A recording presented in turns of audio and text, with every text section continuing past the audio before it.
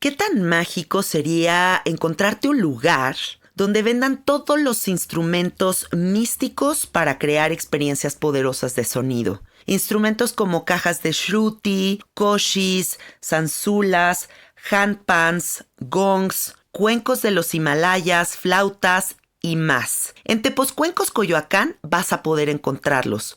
Su tienda está ubicada en el corazón de Coyoacán, en la Ciudad de México. Además, ofrecen cursos presenciales en Ciudad de México, Toluca, Amatlán de Quetzalcóatl y El Bajío. También cuentan con un tutorial a distancia. Contáctalos a través de su Instagram, tepos-cuencos-coyoacán, o al teléfono 55 44 43 0106. Gracias al maestro Jeffrey Torkington por ser el patrocinador oficial de Sabiduría Psicodélica.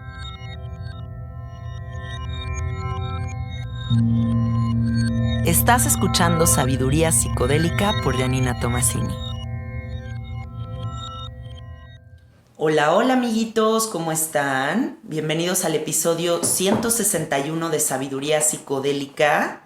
Hoy tengo un invitado muy especial. Estoy muy contenta de estar aquí con Tony Karam, director de Casa Tíbet México.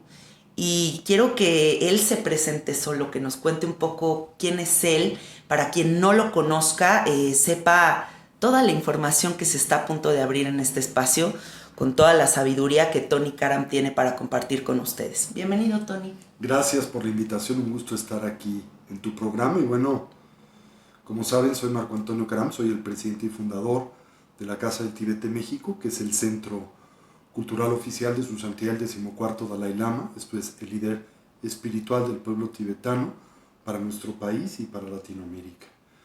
Nuestra institución fue fundada en 1989, precisamente por su santidad el Dalai Lama durante su primera visita a México y Latinoamérica, con el mandato de preservar y compartir el rico y muy profundo, milenario legado de sabiduría de la civilización espiritual del Tíbet.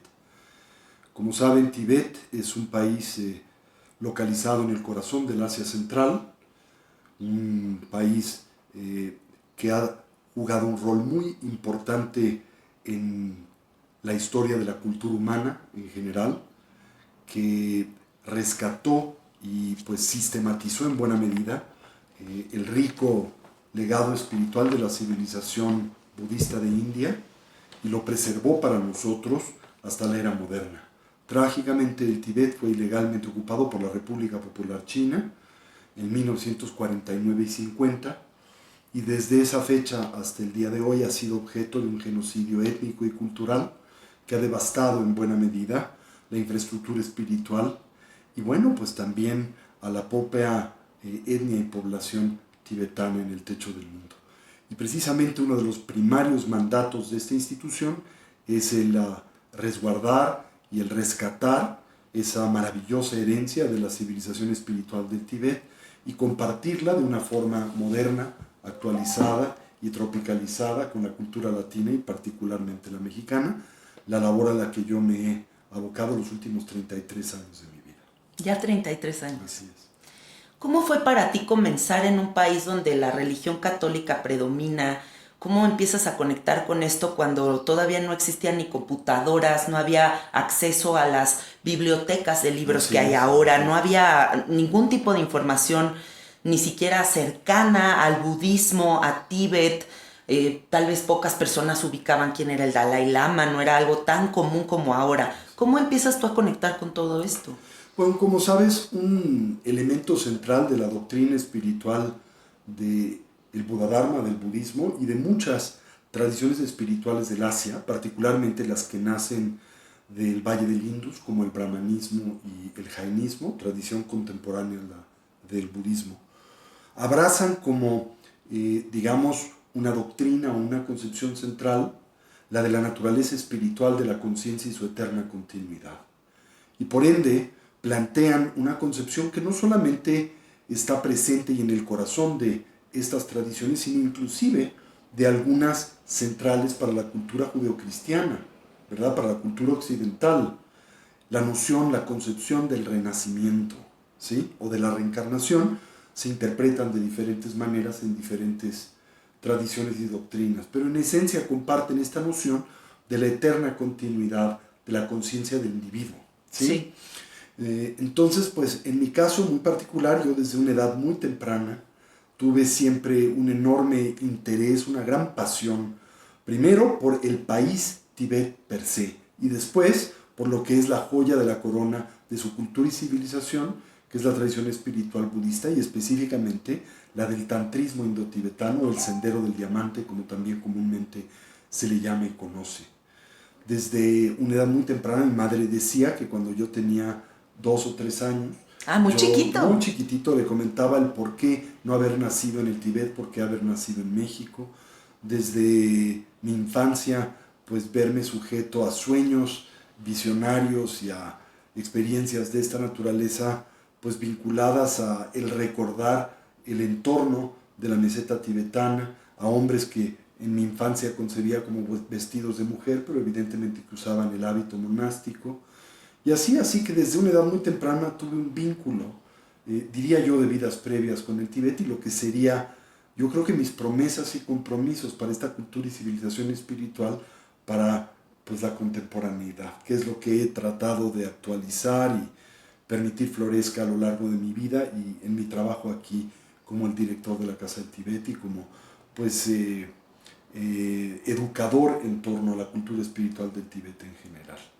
Y bueno, empecé a coleccionar primero recortes de periódico, de todo lo que tuviera que tener que ver con el Tíbet, que esporádicamente salía en algún periódico, Sí. coleccionando revistas, tratando de acceder a la muy escueta literatura que existía en aquel entonces, no solo en español, sino inclusive en la lengua inglesa, ¿verdad?, que fue creciendo con el paso del tiempo y particularmente a partir de la década de los 80s, que hubo una enorme explosión de los estudios budistas y del interés por el budismo en el mundo en general. Y así pues me generé como esta determinación de poder vincularme con maestros calificados de esta tradición, eventualmente la posibilidad de conocer a alguien como el Dalai Lama y la promesa de poderlo traer a mi país en algún momento, lo cual pude hacer en 4 ocasiones a lo largo de los últimos 33 años. ¿Cuántos años tenías la primera vez que trajiste al Dalai Lama a México? Pues el Dalai Lama estuvo con nosotros por vez primera en México y en Costa Rica en 1989. Yo habré tenido 24 años en aquel entonces. ¡Wow! Lograr eso a tus 24 años. Así es. ¿Qué sentiste cuando estabas en presencia de él? Bueno, yo ya le conocía, había tenido la oportunidad de tratarle durante mis años formativos en India, ¿verdad?, en la Biblioteca de Obras de Archivos Tibetanos en Dharamsala, India, a la que arribé después de terminar mi formación académica en México, en los Estados Unidos y en Nepal, ¿verdad?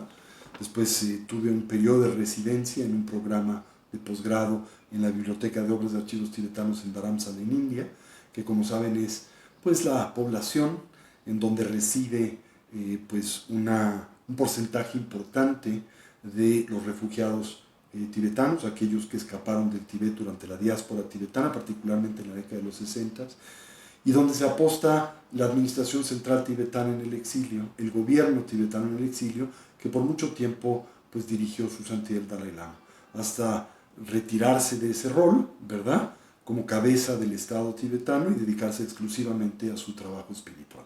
Así que yo tuve la oportunidad de conocer al Dalai Lama personalmente en Dharamsala y ahí pues planificar lo que sería la labor de esta institución en favor de Tíbet, y con la promesa que él me extendiese de venir a inaugurarla si esa iniciativa se cristalizaba, lo cual en efecto aconteció. La primera Casa de Tíbet se fundó en Nueva Delhi en 1967, la segunda se fundó en Nueva York en 1987 y la tercera fue la Casa del Tíbet de México en 1989. ¿Y ahorita hay muchas más? Hay unos 3 o 4 centros adicionales en el mundo. Me estoy imaginando esa escena en ese momento, ¿no? Cuando estás tú de 24 años con esta necesidad espiritual de autoconocimiento, de expansión de tu conciencia, y también hay muchas otras figuras muy importantes que están justo en esa misma búsqueda, ¿no? Como Jacobo Greenberg, como Carlos Castaneda, ¿Quiénes estaban ahí? ¿Qué estaban haciendo? En paralelo a ti, ¿qué recuerdas de esas épocas? Bueno, yo tuve la oportunidad, en aquel entonces fue un tiempo muy pionero, digámoslo así, en donde más bien nos tuvimos que abocar a un proceso formativo y educativo por el interés del budismo del Tíbet, de la cultura oriental y de su espiritualidad en general. Pero ya tiempo después, unos 8 o 9 años después, tuve la oportunidad de conocer a Jacobo Greenberg. Él también era una persona pues animada por un enorme interés por diferentes expresiones genuinas de la espiritualidad y tenía interés en ahondar en el conocimiento de una tradición espiritual y contemplativa del Tíbet, que es la tradición de la gran perfección o el Dzogchen, en la cual yo fui también pues educado. Así que tuve la oportunidad primero de establecer una relación personal, una gran amistad con él. Nos convertimos muy rápidamente en mejores amigos, en compañeros de esa aventura y viaje de desarrollo evolutivo, y de irle orientando hacia lo que también se convertiría para él en una fuente muy importante de claridad, que fue su propio estudio del budismo y de esta tradición, la de la gran perfección. De hecho, yo fui la última persona en verle vivo, unos días antes ¿Sí? de que él partiera a un retiro en Nepal con uno de mis maestros que había organizado para él y al que ya no pudo naturalmente asistir, consecuente de su desaparición, ¿no? Y a Carlos Castaneda, pues lo conozco desde los 13 años, cuando tengo mi primer vínculo literario con él al leer las enseñanzas de Don Juan, que fueron también una fuente enorme de estimulación y de ampliación de mi conciencia y espiritual. Después tuve la oportunidad de conocerle ya en la década de los 80 personalmente, ¿verdad? Y también forjar una relación muy cercana, muy poderosa con él, hasta que él, después de algunos años, decidiera depositar sobre de mí una tarea, una responsabilidad como su sucesor, que yo no pude finalmente aceptar por diferentes condiciones y circunstancias vinculadas a la estructura de su comunidad espiritual, Sí. que para mí divergían significativamente de la estructura ética que era propia en la que yo me formé en la tradición budista. Y en ese contexto, pues, tuve que tomar una de las decisiones más difíciles de mi vida, que fue el agradecer y negar esa responsabilidad. Y bueno, en ese momento la relación que yo tenía con él, por lo menos la física y la cotidiana, cesó, ¿sí? Sí. Unos 3 años antes de su transición de muerte, más o menos. ¿Otros personajes importantes que te gustaría mencionar en este caminar que te hayas encontrado, Bueno, que pues, hayas conectado indudablemente mi primer maestro tibetano, el venerable Chogyam Trungpa Rinpoche, que fue uno de los pioneros de la transmisión del budismo tibetano en Occidente, uno de los primeros lamas en arribar, por ejemplo, el primer centro budista de Europa fue fundado por Trungpa Rinpoche en Escocia, Samye Lin. Después fue uno de los primeros tibetanos en enseñar el budismo tibetano en los Estados Unidos. Él fue una presencia muy importante en mi vida, especialmente en la primera parte de mi formación espiritual. Después, indudablemente, el venerable Geshe Lungtse Tsopa, el último tutor de su santidad el Dalai Lama, que fue el primer maestro tibetano en ganar una posición formal en la academia tibetana como maestro completo de la Facultad de Estudios Orientales de la Universidad de Wisconsin en Madison, que también fue una persona muy importante en mi vida y formación. Uno de sus discípulos, el venerable Geshe Lungtse Tapke, que también fue un lama extraordinario, que residió conmigo en México por varios años, y la figura de otros 2 lamas de enorme influencia en mi vida, el venerable Ujen Tulku Rinpoche, uno de los más grandes lamas tibetanos del siglo XX, quien residió pues gran parte de su vida después de la diáspora y del exilio tibetano en Nepal, y que fue uno de mis maestros principales, y bueno, pues todos los miembros de su familia, que también se convirtieron en grandes maestros, cada uno de ellos, también fueron muy cercanos a mí, el venerable Chokinima Rinpoche, el venerable Tsokni Rinpoche, el venerable Mingyur Rinpoche, el venerable Chogyur Rinpoche, y así, ¿no? Y otra figura muy importante para mí fue el venerable Tsecho Rinpoche, un gran lama bhutanés, quien vivió también gran parte de su vida en el Valle de Katmandú, donde se convirtió en una figura muy influyente al punto de convertirse en el maestro del rey del Nepal, el rey Virindra, que fue más tarde trágicamente asesinado por un sobrino, él conjuntamente con toda su familia, en un evento muy oscuro de la historia del Nepal, ¿verdad? Y bueno, estos fueron personajes muy importantes y formativos en mi vida, indudablemente. Honor a quien honor merece. Tony, yo me pongo a pensar en este momento tan específico que estamos viviendo de la historia de la humanidad, ¿no? Un momento en donde indudablemente hace falta una estructura, donde estamos necesitando una práctica sólida que nos sostenga en estos procesos donde la inteligencia emocional es lo único que nos puede rescatar de todas las pruebas que Sí, suceden. yo creo que la nuestra ha sido, y de alguna manera sigue siéndolo, una cultura, la occidental extrovertida, esto es, primariamente volcada hacia afuera. La razón es porque, especialmente a partir de la Ilustración, del Renacimiento y después de la Revolución Industrial, nuestra civilización ha depositado en ese entorno, el material, realidad objetiva. Sí. ¿Sí? Y en consecuencia, pues nosotros hemos establecido este tipo de vínculo exacerbado con el externo sobre el que en buena medida nosotros depositamos la demanda de nuestro bienestar y felicidad, ¿verdad? Sí.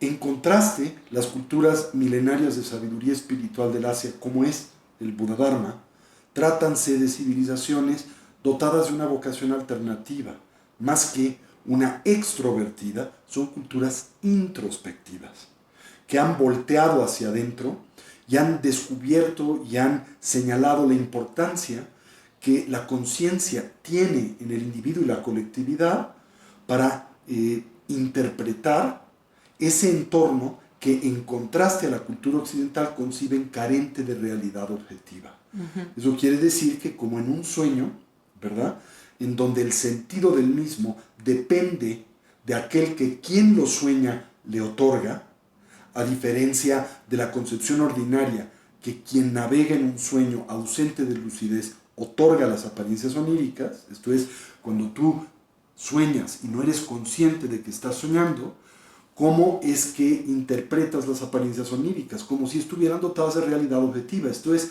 como si las mismas existieran independientes a quien las sueña. O pero, como si fuera una especie de sueño lúcido la vida misma y pudiéramos ya interactuar y tomar ciertas decisiones a través de la conciencia. Lúcido en el contexto de la experiencia de la vida cotidiana, pues lo que descubres es que esas apariencias a las que ordinariamente nosotros les aportamos realidad objetiva y concebimos del todo separadas de la experiencia que de ellas tenemos, de pronto se revelan como intrínseca e inseparablemente ligadas a la cognición, a la percepción y a la evaluación que nosotros hacemos de ellas. Cuando esto sucede, el individuo se torna en un co-creador de la experiencia que tiene del mundo, ¿verdad? Y esto transforma radicalmente pues, la manera en que interactuamos con la realidad. Yo creo que la nuestra es una cultura que ha exacerbado este sentido de proyección externa, esta vocación extrovertida, y que en consecuencia se ha divorciado de la relación que como seres vivos tenemos con el mundo y nuestro entorno. La consecuencia es la devastación del mismo. ¿Sí?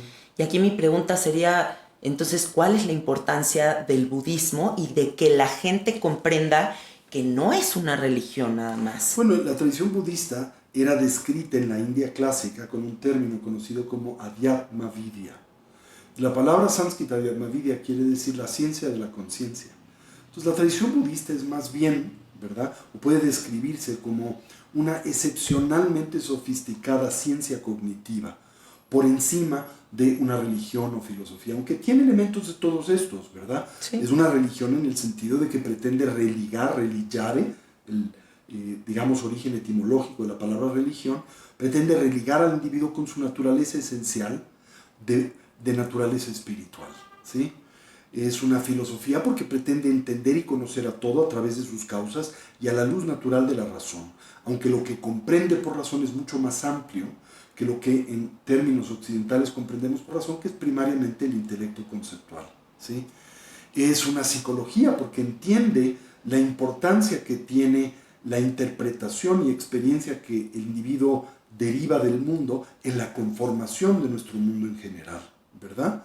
Es simultáneamente una propuesta ética, pero que se centra en el entendimiento de la estructura y principio de la causalidad universal. Esto es, el que todo lo que hacemos, pensamos, decimos, nos guste o no, genera consecuencias de las que somos responsables y que nosotros somos directamente o indirectamente los arquitectos de nuestra propia vida. Indudablemente lo somos de la experiencia e interpretación que tenemos de la misma, que es todo lo que de la vida conocemos finalmente. Sí.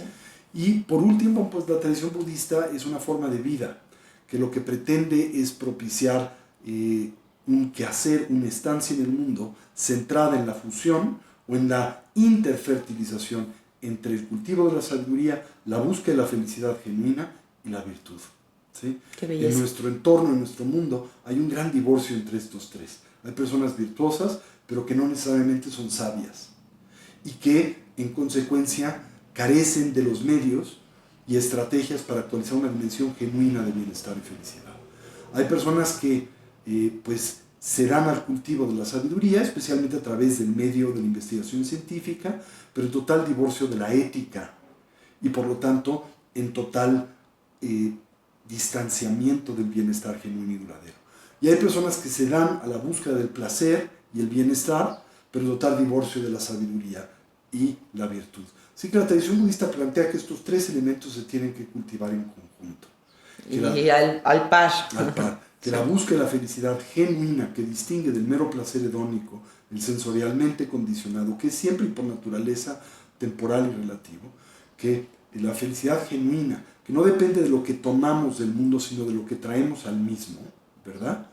Esta no puede divorciarse de la ética, la virtud y el cultivo de la sabiduría. Siempre he pensado que es muy importante comprender la muerte, tenerla presente. Siento que aunque toda la gente piensa que México es un país que tiene muy asimilado y muy integrada la muerte porque festejamos el Día de la Muerte, no es cierto. Al contrario, tenemos mucho tabú, mucho miedo y mucho drama alrededor de la muerte y la trascendencia. Entonces, me gustaría que tú nos digas qué ha significado este entendimiento de la muerte en tu vida para tu crecimiento personal. Bueno, la tradición budista, si un legado tiene, es el entendimiento y la investigación que por milenios ha hecho de la naturaleza espiritual de la conciencia y su eterna continuidad. La tradición budista contempla que la muerte, si por la misma concebimos la extinción de la conciencia del individuo, no existe. Que la muerte es meramente una transición entre un tipo de sueño y otro sueño. Y que la podemos abordar en total inconsciencia, como lo haríamos con un sueño no lúcido, sobre el cual ejercemos una influencia muy modesta y limitada, sí, y en el que no podemos elegir el tópico de la ensoñación, y este se manifiesta en el contexto onírico como mera continuidad de las impresiones, hábitos y tendencias que cultivamos en el estado que precede al dormir. O podemos transitar la vida y la muerte dotados de absoluta lucidez, capaces de tener injerencia en ese proceso y elegir los temas que en el mismo se presentan y manifiestan. Este es el objetivo fundamental del entrenamiento mental del Buda Dharma. Al mismo tiempo, la tradición budista plantea que la muerte no es algo que debemos de temer, sino un aliado muy importante que debemos de atesorar. ¿Por qué? Porque se dice que el individuo que está consciente de su fragilidad, de la inminencia de la muerte, es también aquel que aporta genuino valor y trascendencia a la vida. ¿Por qué? Porque morimos como vivimos. Y claramente vivimos como morimos, ¿verdad? Sí. Entonces, si queremos morir lúcido y conscientemente, tenemos que vivir lúcido y conscientemente. Y si vivimos lúcido y conscientemente, lo más probable es que muramos lúcido y conscientemente. La muerte no es el fin de la existencia, es un bardo, una transición, se le llama en tibetano, entre un sueño y otro, una forma de vida y otra, ¿verdad? Y si nosotros nos comprometemos con un proceso de desarrollo y lucidez a lo largo de la vida, que es el objetivo del entrenamiento mental del Buda Dharma, lo más probable es que podamos abordar y transitar la muerte de una forma radicalmente distinta como la persona ordinaria lo hace, tomando responsabilidad y control del proceso. O sea, gran parte de lo que no nos permitiría una toma de decisión consciente sería el apego, Bueno, es que sería en la vida estamos dominados primero por una enorme disfuncionalidad de nuestra atención, porque somos presa de una mente, pues en buena medida fragmentada sí. por la lasitud, el hundimiento mental, la pérdida de claridad, el sopor, el sueño, o por la extrema ideación, el diálogo interior, la excitación, la loca de la casa, como le llamaba Santa Teresa de Ávila. La tradición budista plantea, como las tradiciones contemplativas del Asia en general, que una mente ausente de atención y concentración es disfuncional. Y en contraste que una mente dotada de genuina atención y concentración presenta el principio elemental o el primario prerequisito de la funcionalidad cognitiva. Así que en la tradición contemplativa budista se dedica un tiempo importante y se invierte importante energía en el cultivo de la atención sostenida, prolongada y voluntaria, que se concibe es el prerequisito que le otorga a la mente poderío, eficacia y funcionalidad. Esto es la capacidad de vincular a la atención a lo que sea que deseemos, sin el veneno de la extrema ideación o el diálogo interior, sin el veneno del hundimiento mental, el sopor y el sueño. ¿Sí? La presencia. La presencia mental. Ahora, desde la perspectiva budista, esto es solo una herramienta, no es el fin del entrenamiento contemplativo. Usamos esa mente atenta, concentrada, para más bien investigar la naturaleza de la realidad, que incluye 3 objetos de exploración. La naturaleza del mundo fenoménico, todo lo que presenta se manifiesta en nuestros diferentes campos sensoriales, los físicos y el mental. La naturaleza de nuestra identidad personal, cómo es que existimos nosotros como individuos en este entorno y transición, y la naturaleza de la experiencia por la que transitamos y del mundo derivamos. El presupuesto de la tradición budista es que las cosas existen de forma diferente a como nosotros se presentan, y que si no somos capaces de establecer esa distinción, seremos presa de una disfunción o de una especie de distorsión cognitiva que naturalmente derivase en el apego, la aversión, el aferramiento, el odio, el enojo, el orgullo, las aflicciones mentales y emocionales que en nuestras vidas detonan el dolor y el sufrimiento recurrente. Estás diciendo en pocas palabras que hasta en cómo formulamos nuestra relación con los sucesos exteriores. Por ejemplo, muere alguien y dices, se me murió mi mamá. Así es. ¿No? Y no, pues se murió, o sea, pero no ya es no es personal. Y si el clima cambia, tampoco es personal, ¿no? Entender esa separación. Y todavía de forma más estructural, entender que a nosotros todo aparece como si fuera unitario, pero es compuesto. Todo aparece como permanente cuando es impermanente y transitorio. Todo aparece como si existiera por sí mismo desde su propio lado, en total independencia de la experiencia e interpretación que de ello o ella hacemos. Cuando en realidad la experiencia que tenemos del mundo no está determinada por el entorno, sino por la manera en que decodificamos y percibimos ese entorno, consecuente de nuestros condicionamientos de diferentes tipos, ¿no? De la misma manera hemos creado una identidad que es fantasiosa, que concebimos también como permanente, autónoma, independiente, cuando esa identidad es una en realidad compuesta, dinámica, en proceso constante de transformación. Y concebimos que el mundo determina nuestra experiencia, por lo que en nuestra cultura manipulamos el mundo para obtener como resultado una experiencia determinada. Pero la realidad es que el mundo influencia nuestra experiencia, pero no la determina, y que los factores que determinan la misma son siempre internos, subjetivos, la propia conciencia del individuo, la manera en que ya sea consciente o inconscientemente interpretamos a nuestro entorno y las apariencias que de este a nosotros se presentan. ¿Sí? O sea, victimización en nuestra cultura.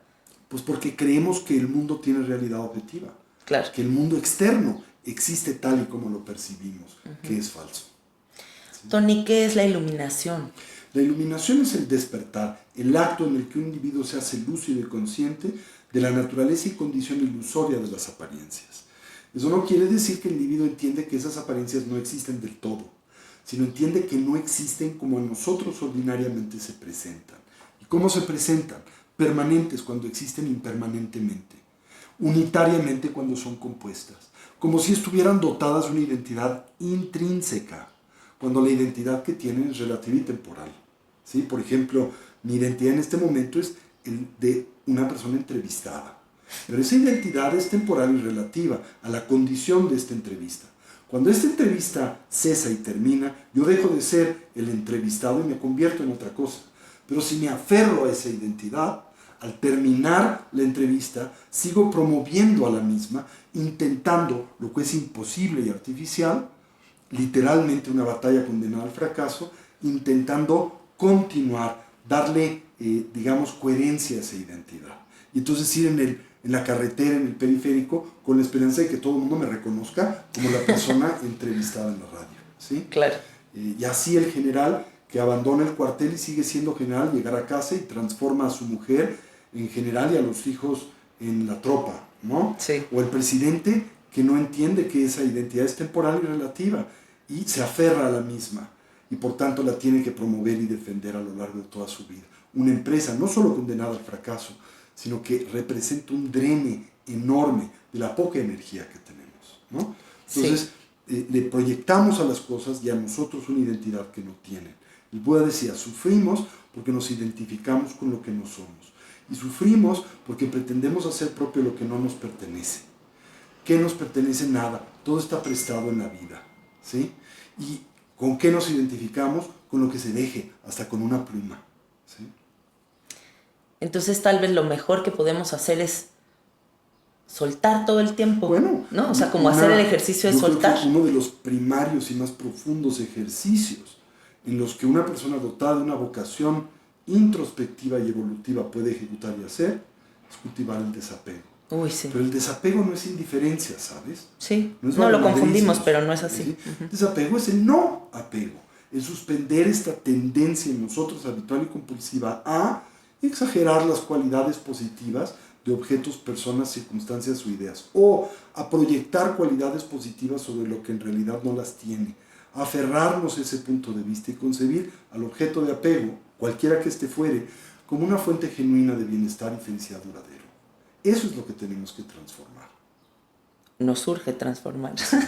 A nivel personal y a nivel colectivo y social. Sí. Yo me pregunto, ¿qué es la verdad para el budismo? Porque si entonces todo es como impermanente y todo se está transformando, esa es la verdad. La verdad es que todo es impermanente y se está transformando momento a momento. O luego pienso como en este juego en donde yo tengo mi verdad, tú tienes tu verdad y aquí en medio hay un diálogo, ¿no? Aquí se está conformando como una idea, pero al final de cuentas cada uno tiene su perspectiva. Por un lado, pero también es cierto que el objetivo es tratar de encontrar algo que trasciende la opinión, ¿no? Y tratar de examinar qué de nuestro mundo y experiencia concuerda con la manera en que las cosas son, con la realidad, en oposición a la manera en que las cosas ordinaria y subjetivamente aparecen. ¿Qué de mi punto de vista es del todo subjetivo? Consecuente de mis condicionamientos, de mi, ¿verdad?, estructura lingüística, cultural, y qué corresponde a la naturaleza del fenómeno con el que estoy realmente interactuando, más allá de esa interpretación y más allá de esa perspectiva subjetiva, ¿no? Yo llevo mucho camino recorrido con los psicodélicos, he estado siempre muy interesada en esas enseñanzas que dan las plantas maestras. Sin embargo, soy verdadera y me doy cuenta en este momento de mi vida que nadie ha alcanzado la iluminación a través de las plantas. Hay un dicho tibetano que dice, no hay atajos a la iluminación. Y justo eso es lo que te quiero preguntar. ¿Por qué no se alcanza a través de los psicodélicos? Porque los psicodélicos no propician el elemento esencial del que el despertar depende, que es el cultivo de la sabiduría. La cotidianidad, el día a día. Entendiendo por el cultivo de la sabiduría la correcta comprensión de la manera en que las cosas son. ¿Sí? Esto es, de hecho, el empleo de las sustancias psicoactivas tienden a degradar la atención y concentración del individuo, haciéndola cada vez más difícil. Tan solo tenemos que ver el efecto que inclusive las plantas más suaves como la marihuana tienen en la coherencia de la atención y concentración en la mente de una persona, ¿sí? Una persona que se sujeta a la ingesta de este tipo de sustancias por muchos años pierde claridad mental, pierde atención y concentración y por lo tanto funcionalidad. Y no se hable de otras sustancias mucho más poderosas que pueden tener efectos neurotóxicos en la estructura biofísica del cerebro y del cuerpo humano en general. Y eso puede tener cierto valor inicial en el revelarle a la persona el cómo o qué importancia tiene la percepción que tenemos del mundo y la responsabilidad que tenemos en la creación de nuestra propia experiencia. Pero no ofrece métodos para estabilizar esa percepción, para ahondar en la misma, para utilizar ese atisbo como una herramienta de investigación en torno a la naturaleza de la realidad y para trascender nuestras aflicciones mentales y emocionales. Por ende, no es un sendero que conduce al despertar. Sí. ¿Por qué crees que sucede estar dentro de un viaje psicodélico y que de repente se presenten todas estas deidades y muchas de las enseñanzas? Yo entiendo esta parte en donde dices, no se puede, no hay una pista de aterrizaje, ni hay una continuidad en la pista de aterrizaje, pero me parece sumamente interesante esta parte en donde pareciera que convergen como todas estas enseñanzas en un mismo lugar, o que todos los aviones nos están llevando hacia el mismo destino, y que todas las investigaciones que han hecho todos los maestros a lo largo de la humanidad nos llevan a esa misma enseñanza. ¿Crees que es porque hay una sola verdad o estamos conectados como una conciencia colectiva? Bueno, aquí hay varias cosas. Primero, yo no soy de la idea de que las diferentes, por ejemplo, tradiciones espirituales, todas hablan de lo mismo o llevan a lo mismo. Okay. Creo que todas las tradiciones espirituales tienen elementos en común. Sí. Eso es cierto. Enfatizan cualidades primarias en el ser humano, como la bondad, el amor, la compasión, etc. O precisamente exaltan la dimensión no solo material, sino espiritual del individuo persona. Pero también es cierto que estas tradiciones varias espirituales tienen metas y concepciones radicalmente distintas, tanto del sendero espiritual y el del desarrollo evolutivo, como de su meta. Por ejemplo, la meta de la tradición budista es la plenitud, el despertar y la iluminación. Esa meta no es la meta de las tradiciones judeocristianas, ¿no? La meta de las tradiciones judeocristianas es la unión o el acercamiento del individuo a la divinidad, dependiendo de la tradición y su punto de vista. Si es un ateísta dualista o un ateísta monista, depende el punto de vista, ¿no? Entonces, eso es algo que yo no comparto. No concibo que todas las tradiciones espirituales hablen de lo mismo o lleven a lo mismo.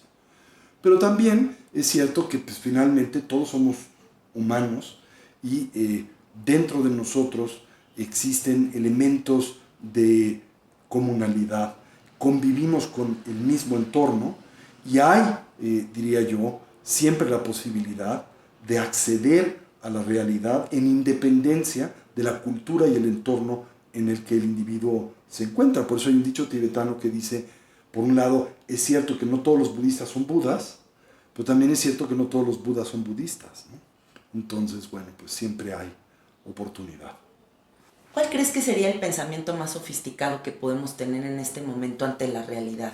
Para mí, el más importante y primario es el sentido y comprensión de la interdependencia de todos los factores de la existencia y particularmente de todas las entidades vivas y biológicas. ¿Sí? No todas las entidades vivas son biológicas, ¿verdad? Y no toda entidad biológica es viva. ¿Sí? Tradúcele eso a la gente. Eso quiere decir que hay seres vivos que no tienen un cuerpo físico. ¿Sí? Sí. Y hay entidades físicas que no tienen conciencia, como un escritorio, digámoslo así. Sí. ¿Verdad? Ahora, yo creo que el descubrimiento y el señalamiento más importante, diría yo inclusive, de vida o muerte para la cultura occidental contemporánea y para el mundo en general, es o entender la interdependencia de la totalidad del sistema en el que hoy vivimos, con el que convivimos, o perecer. Y precisamente la manera en que tratamos a nuestro planeta, entorno y otras formas de vida, esa forma de abusar y de depredar nuestro entorno, es consecuente de esta sensación falsa que tenemos de existir como entidades separadas del mismo. ¿Sí? Sí. Cuando tiras un papel en la calle y sientes que esto no tiene relación con el mundo con el que convives y ese papel no va a volver a ti de una u otra manera, ¿verdad? Entonces te das la oportunidad de tirar el papel o contaminar el mar o depredar el medio ambiente. Pero si entiendes que tu vida está conectada con el entorno entero, automáticamente tomas responsabilidad del mundo. Así que yo creo que si nosotros como especie no entendemos esto, pues esto demarcará el inicio de nuestra extinción inexorablemente. Sí. Y pronta. Sí. Pronta, en cuestión de no más de 100 años. ¿Qué es el Dharma y qué es el karma? El Dharma en el contexto budista se refiere a las herramientas que nos permiten alejarnos de las causas que propician el dolor y el sufrimiento recurrente y que nos acercan a aquellas que detonan el bienestar y la felicidad genuina y duradera. El karma son las actividades contaminadas de mente, palabra y cuerpo por la percepción dualista, fragmentaria de la realidad y por nuestras aflicciones mentales y emocionales como el apego y la aversión. Tony, explícale eso que acabas de decir a la gente, esta parte del dualismo, o sea, de cómo vivimos en esa gran ilusión de que las cosas están divididas. Tú te sientes separado del entorno que te rodea, de los que te rodean, cuando existes en íntima relación y dependencia de todo lo que te rodea. ¿Sí? No existes como te concibes, como una entidad aislada, autónoma, independiente. Dependemos de todo lo que nos rodea.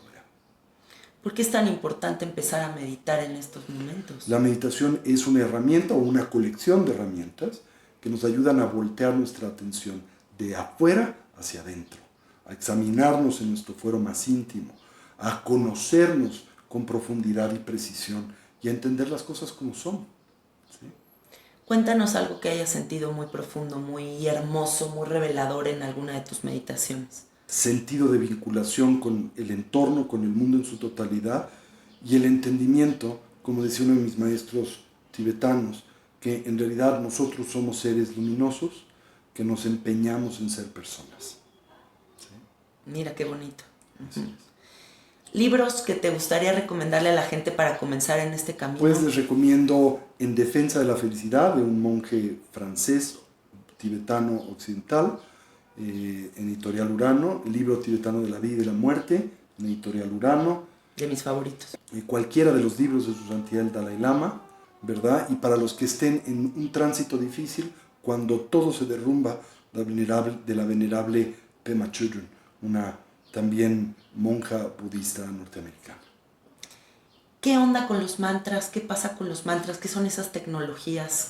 La palabra mantras viene de la palabra que se usa para la mente, manas, en la lengua sánscrita, y la raíz verbal tra, que quiere decir proteger. Son instrumentos sónicos que utilizamos para proteger a la mente de la distracción. Qué bonito. Okay. Bueno, pues creo que eso es todo por hoy. Pues muchas gracias por invitarme a tu programa, un gusto para mí. Y bueno, estamos a las órdenes de tu auditorio en la página web de la Casa del Tibet, www.casatibet.org.mx, en las redes sociales, Casa Tibet México, Facebook, Twitter, Instagram, y bueno, en nuestra sede Orizaba 93, Colonia Roma, y en nuestros teléfonos 55 11 0802 y 55 14 7763. Entren a su página, conéctense con ellos, de verdad hay muchos cursos que pueden tomar, hay muchas enseñanzas, pueden empezar este camino muy bien guiados. Yo creo que esta es una gran herramienta de iniciación para toda la gente que tenga este interés. Así que bueno, ahí están los datos de Tony. O visitarnos en nuestra página de YouTube de Casa Tibet México, donde hay mucho material que les puede ser de beneficio, conferencias, seminarios, etcétera. Sí, incluso por ahí vi un video que era una conferencia que dio aquí en Casa Tibet Carlos Castaneda. Así es, en efecto. Ajá, para toda la gente que le interesan esos temas, bueno, por ahí van a encontrar de todo. Está muy interesante su canal. Muchas gracias por tu tiempo. Gracias a ustedes, un gusto. Gracias.